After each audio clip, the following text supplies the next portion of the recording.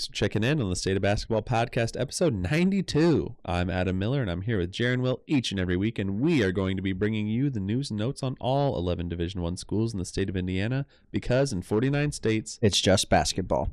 We're getting close to episode 100. Not a lot of podcasts make it to 100. They say that's like the mark. Not a lot of podcasts make it to 10. I know. They say if you make it to 100, like, you're just kind of doing it, you know, like it's more likely that you just keep going than not. Took some time off this summer, but we're still hitting 100. Just, you know, didn't do as many interviews, but we're here doing a preview. We've done 2 already. This is our 3rd one. We've done Ball State, we've done Butler. So if you're here for those teams, check episode 91 or 90. This is episode 92. We're talking about Evansville. We're going down south to the southernmost point in Indiana, Evansville, southernmost city at least, and talking about Evansville, episode 100. Elbow, crazy that we're going to be doing a preview on episode 100. Jaren wanted to do a 24-hour live stream or subathon for our 100th episode playing NBA 2K. NCAA basketball, like 2008, 2010, you know. One of the good ones. Yeah, the Blake Griffin cover existed, one. Yeah. I do have 2 Xbox 360s just yearning. Maybe for episode 101. Just yearning to be played for us to get on the sticks and take a team to the championship. That's all I wanted to do. I just wanted us to go live and then take Evansville to the championship. Take whatever Evansville probably wasn't it. Take whatever Indiana schools that we could find, probably at minimum Notre Dame, Indiana, Purdue, or Butler. I don't recall back then if there were any other schools, if all 4 of those are even in the game. I don't know, but wanted to pick one of those schools, take them, and win them a national championship. Maybe episode 101. Maybe we will. If Adam's a real homie. But we are here at episode 92 talking about Evansville. Evansville is still in the Missouri Valley Conference. Last time I checked. According to the time at which we are recording. Things could change. And I'd be shocked, but things could change. They are also some shakeups in the MVC. Yeah, they are also coached by David Ragland still, and for the foreseeable future. He is in his 4th year there. He got an extension. Who knows how long he was extended for, other than him and the administration. That's a private school for you. Yeah, private school. They do not have to tell you how long that thing is. They don't have to tell you how much he makes. No, he did get extended, so he will be there for at least 1 more year. Maybe it was a 6-month extension. Maybe his thing was up in like January, and they're like, "We'll extend you in June."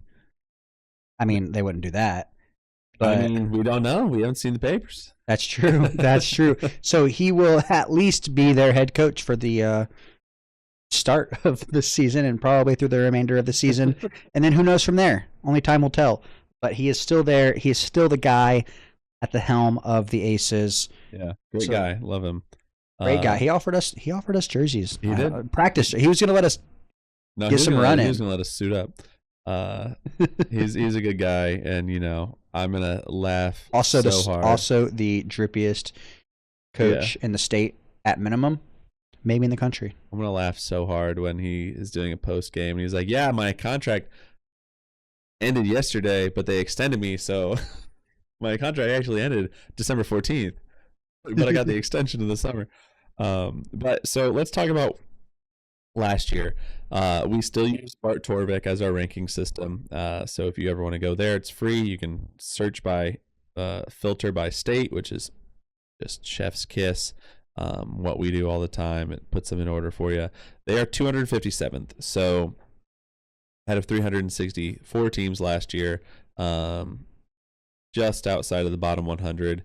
And they finished last season going 11-21 overall, with 8-12 was their conference record in the Missouri Valley. And I don't recall where they finished in ranking for the Missouri Valley, but they did have, what was it? I'll tell you. 3 non-conference wins. They finished third to last, Okay. just above Valpo and Like State. 9th, right? 10th. 10th. Okay. That would be 10th if there are 12 teams. So, 8 and 12, like, that's a pretty hefty, that's a good amount of wins to be, 10th in the league. Means that there were a lot, obviously Drake kind of ran away with it a little bit, but they were, close. It was a big clump in the middle. So I want to see them improve on that, but we'll talk about that in a little bit. Let's talk about what Bart and his algorithm think that they're going to do this upcoming season, Jaren. Well, preseason they're ranked 213th, which is good for the sixth best team in the state, preseason ranking wise, which is great for them, right? They are right up there, just behind Butler and Purdue Fort Wayne. Well, just behind Butler. I mean, they're about 30 spots back from Butler, but and that's pretty good. Yeah, I mean, they're 13 spots back from Purdue Fort Wayne overall, which is we'll talk about here in a few episodes. But 213th going into the season overall, which is something that I think we like to see. Preseason record wise, both overall and in the conference, right? The computers are saying that they will be 12 and 17 overall, then 7 and 13 in the MVC, which would have them tied for 9th with Indiana State, which is who they were actually tied with last year as well. There was actually tied with Indiana State end the season last year. So those are what the computers are telling us, that they are going to finish both conference and overall. So who are the players that are going to help them get there, Adam? Well, a lot of the players who were doing it last year are not doing it this year in Evansville. Gabe Pizzato, Xavier? Yes. With All Right? All Right. They both went to Xavier. Go play for Richard Pitino? Yes. Yeah. Cam Hafner. I don't remember. Tanner Cuff went to Hawaii, right? His fiance. Or was that Hafner that went to? One of them, Hafner or Cuff. This is what bracket busters would know. Tayshawn Comer is gone, and It was Cuff that went to Hawaii. Okay, and Comer was gone. Those are kind of the biggest names that played the biggest impact, other than the two returners. So those Comer kind of came on when Pizzato was out and picked up a large chunk of the scoring, and then Pizzato came back, and those were the two scorers, with Hafner and Cuff being very important as well. But the two guys that we have back are two important bigs. They've got Connor Turnbull, averaged 7 points and 5 boards, and Josh Hughes averaged 9 points and 4.3 boards. I think Josh Hughes is going into his junior year. And I think Connor Turnbull is a true senior. So getting older with the returning guys, which is good. And I believe that Evansville, really wanted to keep these guys and found some NIL money to keep those guys there, felt that they were instrumental. And so love that for the university, for David Ragland, and having those guys that he probably wanted a lot of them back. But I'm glad he got those two guys back and have some continuity with this roster. Mm-hmm. So those are really the only guys of note, major contribution that are coming back this year. A lot of new guys coming in. Yep, and of those new guys, there's Alex Hemingway, who is a 42% 3-point shooter coming in from Vandy. He averaged 5.2, but he could shoot at a high clip. So like to see even if that number drops a little bit, I don't know his exact volume, but can't be a whole lot if he's making almost that many shots and he's only averaging 5 points. So probably 3.8 attempts per game at Vandy. So if you're 5 points at Vandy, you're not playing a ton. Right.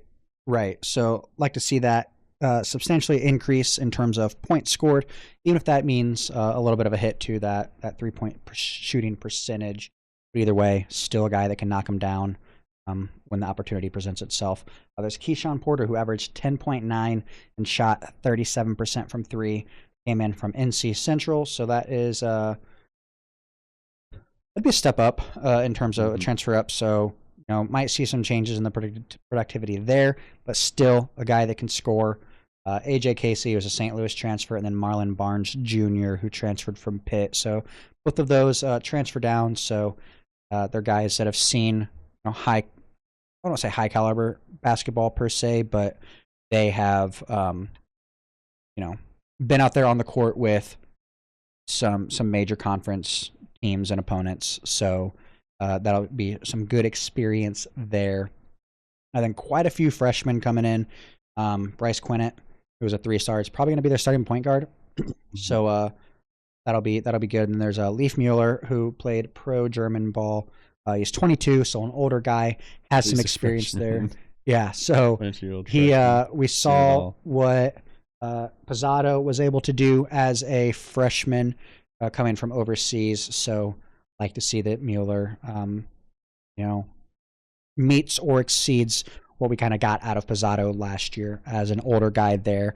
Then there's Aaron Gutman and then James Dyson Murr. So those are the freshmen coming in.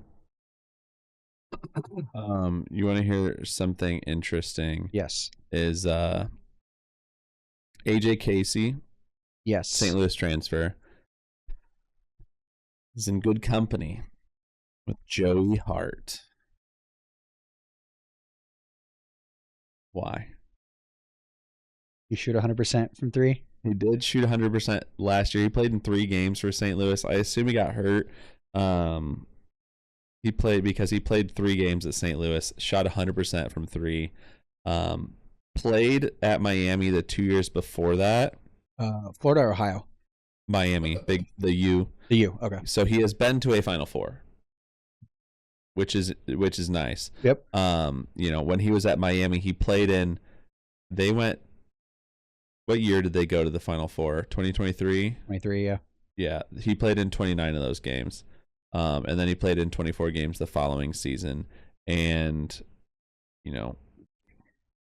got 10% from 3, 0% from 3, and then 100% from 3, which is just a crazy thing to see on a stat sheet. But hey man, we went with him shooting in the gym. Maybe he just. That's and true. We know that Josh Schertz loves 3-point shooters. So if he only played 3 games last year, it had to have been because he was hurt or something. Yeah. Especially if he's knocking down 100% of his shots, even if it's so few. Josh Schertz is the type of guy. You hit a 3, unlimited run. Yeah, when he was at St. Louis, he played 3 games. He got hurt, and then in that game he went 2 for 2 from the field. Nice. And so he knows how to beat Indiana, he knows how to beat Texas, and he saw the floor in the Final Four against UConn. But I've never seen a 3-point percentage listed like that before. Jump like that. 10, 0, 100. It's very funny. So don't expect him to be a 100% 3-point shooter. Even if we average that, that's what, 52%? 55, right? Over 3. No, it would be 110 divided by 3. What about he's an average 3-point shooter. I'll take it. But yeah, I mean, I think that Bryce Quinnett is going to be the starting point guard, pretty good recruit, and then Hemingway seems like a guy that if he can take that jump up from Vandy, this is like the bracket buster special because he lives down in Nashville and pays attention to Vandy, and now he's transferring to his Evansville Aces. So we'll have to get the scoop on him. He probably knows everything about him, but they are friends of the program because they are friendly to us by having in-state matchups in their schedule. I'd say that Rags is a friend of the program. Yeah, we've definitely got some friends down there. We are invited back. We are invited back. We have yet to be uninvited back anywhere. It's true. And if they don't invite us, we got people on the other side of the train tracks who would. Exactly. They Exactly. start the season on November 4th, and they started at Big Purdue. So they will be headed to West Lafayette on November 4th. That's pretty sick. Love that they're doing that. I wish every power conference team in Indiana would host a smaller one to start the season. I don't wish that upon Evansville in the sense of like the outcome of the game, Yeah. but Yeah, they're running into a juggernaut Purdue team, but I mean, like, that's a team you that know. is gonna hang 100 Pretty sick. on you. But Then they play at Ball State on December 3rd. That's their other in-state matchup. And then their last one is at Notre Dame, December 13th. So they're not afraid to get out there and play some good Indiana teams because I think Notre Dame is going to be pretty good this year as well. And then Ball State is going to be a battle. They have... hopefully. Yeah, hopefully. Middle Tennessee State on November 12th. That'll be a good game, good matchup. And then they play in the Virgin Islands in the Paradise Jam on November 21st, 22nd, and 24th against Oregon State, then Iona or Akron, and then someone from the other side of the bracket. And before we recorded this, we were looking. Listen, I don't know if Logan Bells is listening, but we were looking at the packages, the packages to come down and watch the team. Is there a State of Basketball discount on those packages? We would love to come down to the Virgin Islands and support the team.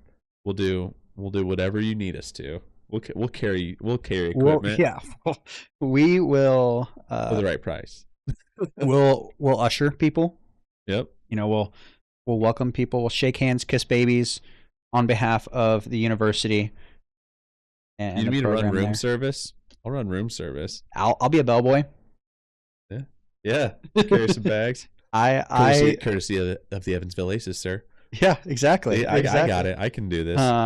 If you need two jabronis to come and watch the team play and offer some hospitality to some Aces fans and alums, we could be the guys. Let's talk. We're pretty charismatic. Yeah. What do the kids say? We have Riz. That's what they say, right? Okay. Maybe you're just... I'm uninvited. Jaren is available. But anyways, yeah, so that's on in the Virgin Islands, which is going to be really cool. Virgin Islands, beautiful place. Been there. Love it. Want to go back. Maybe you can. Would love to have the opportunity to go back. And we'll fly with the team. You got some big guys on the team. They might require 2 seats. We could scooch. Yeah, I've got plenty of recommendations on, restaurant. I'll even help guests that come down from Evansville, give them recommendations on places to eat, where to go, things to do, things to see, whatever. I'll be a tour guide. We'll give safe walks home. Yeah. We'll do whatever you need. And then the last game is at Western Kentucky, December 6th. So they've got some pretty strong games on their schedule, strong games at their level, strong games against power conference teams. And I think that's interesting because it could have gone one of two ways, the scheduling for the non-conference based on last year's performance, because they only won 3 of their non-conference games last year. So you could have seen them just schedule the lightest non-conference that they could to try and get some more wins.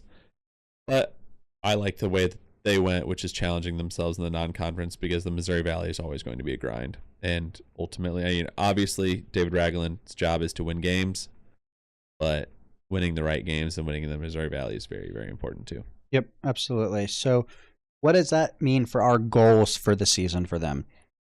So the big one, get above 500 on the season. That is something that we definitely think is a minimum. We think that they can and have the potential to exceed that. So, and having a good non-conference slate, I guess, so to speak. Last year, they only won 3 games in the non-con. They were 8-12 in the conference. So those losses aren't really indicative to the success of the team, right, in that regard. So we think that kind of shifting that on its head a little bit will be huge for the Aces this year. So what does that mean? We said that we want them to be above 500 and then do well in the non-con. So when we look at their record, Adam, what do we predict they're going to do? Let's start in the MTE. So they play Oregon State, and you know that's gonna be a tough one. I think not a Power Five school anymore, which is just crazy to think about. Like telling someone that like 5 years ago, they'd probably say, yeah, that actually sounds right. They play Oregon State, and then they play either Iona or Akron. So if they lose against Oregon State, I think that their most likely outcome is that they would play Iona, because Akron is probably going to win the MAC this year. And then, if they win that game, they've got someone on the other side of the bracket. It could be anybody. Akron might win the whole MTE. No kidding. They probably will. They probably will. So, if they get 2 wins in the MTE, I think that's a success. Obviously, going to the Virgin Islands and having a good time where we carry their gear and everything is a great time. Yeah. But 2-1 in the MTE would be great. And then that'd be like a loss to Oregon State. Western Kentucky's going to be tough. Purdue and Notre Dame are going to be tough, So like that's 4 losses. That could put them at, win 5 other games outside of the MTE, put them at 7-4 in the non-conference for their 11 games. That's obviously an improvement from last year. And I think that they've got the games and the personnel to do that. And then we look at the Missouri Valley Conference. They won 8 games last year, lost 12. So they won, didn't get to 500. I think that David Ragland can and kind of needs to get to 500, because we got to see a little bit more success for this team, Yep. So 10-10, sure. I want to see something better than that. I want to see 11-9. Like that, like if they're ranked almost in the top 200, I think that 11-9 is definitely doable in the Missouri Valley, especially given that they went 8-12 last year. So 11-9 and 7-4, that would put them at 18-13 for the season. That, if I'm correct, would be David Ragland's best season, because his best season is a 17-win season. Yes. So he went 5-27, 17-18, 11-21. Yep, correct.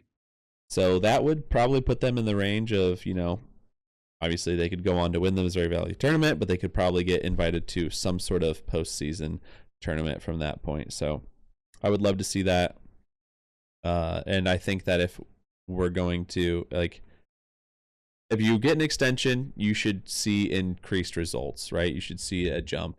And I think that getting above 500 would be doable. And I think that that's what they should strive for. And, 5 games above 500, count me in. I'm here for it. Yeah, I mean, that's the big thing, though, is they lost a lot last year, but they're really good defensively. So, as long as that kind of carries over, they added some shooters. So hopefully they can knock it down. Still, I think that's going to be the big thing. Is they're not going to let teams score a bunch of points. Right. They just need to be able to score more. Yeah, and I think that having guys mark. like Connor Turnbull, and I think Josh Hughes is going to see. I want to find his shooting percentage from his freshman year, because he shot 25% last year from 3. But he was a guy who can stretch the floor a little bit. 36% the year before. So, shot a little bit more. Percent went down. I think that was kind of a fluky thing, because you had guys like Pizzato and Homer who were going to kind of take a lot of the shots. But I think that that's doable. I think that they can make that jump, and I think that they can get to above 500, Jaren. I think that we're going to see an improved team. Probably not a team that wins the Valley. That's probably going to be Illinois State, but a team that's going to be right in the middle of the pack, right, fighting for a good spot on in Arch Madness in St. Louis. Well, I think that's all we have on Evansville. Again, if this is our 92nd episode, so here for Butler or Ball State, those are previous episodes. If you are looking forward to hearing about our other schools, we'll keep an eye out on those. That'll be no surprise to you. They're all alphabetical order. So our next episode will be Indiana, and then so forth. So Stay tuned for those in the coming days. I guess, days. We are doing 3 episodes a week on various days, like Monday, Wednesday, Friday. You'll see another one on Wednesday. And Yep. then on So Friday this week. Keep an eye out for that. If you've gotten this far, you probably are only really concerned about Evansville. But and like if you are, and our DMs are open if you want us to go to the Virgin Islands with the team. Yes, exactly. Well, the clock is showing quadruple zeros. Time for us to get out of here. Thanks for checking in on the State of Basketball podcast. We will see you next time. And remember, in 49 states, it's just basketball.